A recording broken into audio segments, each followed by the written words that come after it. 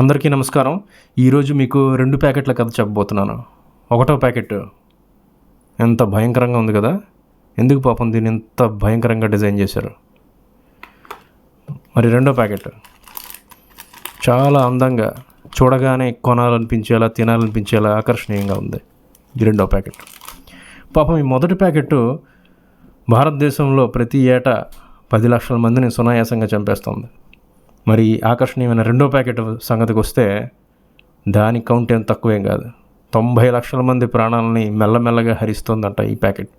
ఇదే అంటే ఇదే అని కాదు, ఇటువంటి జంక్ ఫుడ్ HFSS అంటారు. అంటే high fats, salts and sugars ఉండే ఈ జంక్ ఫుడ్ ఏటా భారతదేశంలో ఇన్ని లక్షల మంది మరణాలకి మెల్లగా కారణం అవుతుందని ఒక స్టడీ ఉంది. కానీ ఈ ప్యాకెట్ల మీద ఎవరు హెచ్చరికలు ముద్రించరు. పైపెచ్చు పిల్లలకి ఆకర్షించే రంగుల్లో ఆకర్షణీయంగా చక్కగా అందిస్తూ ఉంటారు. దీనికి ఎవరు బాధ్యులు, ఎవరు బాధితులు?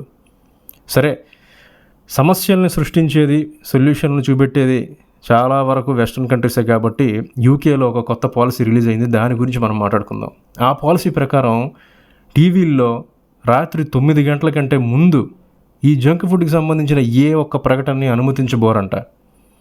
అదేవిధంగా ఆన్లైన్లో జంక్ ఫుడ్కి సంబంధించిన బ్రాండ్ ప్రమోషన్స్ని కూడా అనుమతించమని చెప్పి ఒక కొత్త పాలసీ తీసుకొచ్చారు. రాబోయే అక్టోబర్ 1 నుంచి అమలు కాబోతున్నాయి. అది కాకుండా ఇంకొక ప్రతిపాదన కూడా ఉంది.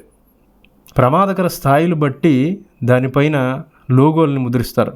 అంటే రెడ్ కలర్ ఉంటే ప్రమాదకరం అని, గ్రీన్ కలర్ ఉంటే సేఫ్ అని, ఈ విధంగా వాటిని కేటగరైజ్ చేసి ముందు ప్యాకెట్ ముందు ముద్రిస్తారనమాట, వినియోగదారులు తెలుసుకోవడం కోసం. మనం చాలా ప్యాకెట్లో చూస్తూ ఉంటాం, వెనక న్యూట్రిషన్ ఇన్ఫర్మేషన్ ఉంటుంది. అంటే దాని క్యాలరీస్ ఎంత ఉన్నాయి, ప్రోటీన్ కంటెంట్ ఎంత, ఇవన్నీ ఆ ఇన్ఫర్మేషన్ని ప్యాకెట్కి ముందు ముద్రించాలి అనే ఒక ప్రతిపాదన కూడా ఉంది. చూద్దాం అది ఎంతవరకు చేస్తారో. కానీ ఇలాంటివి భారతదేశంలో వస్తాయంటారా? వచ్చినా రాకపోయినా మన జాగ్రత్తలో మనం ఉండాల్సిందే కదా. Thank you.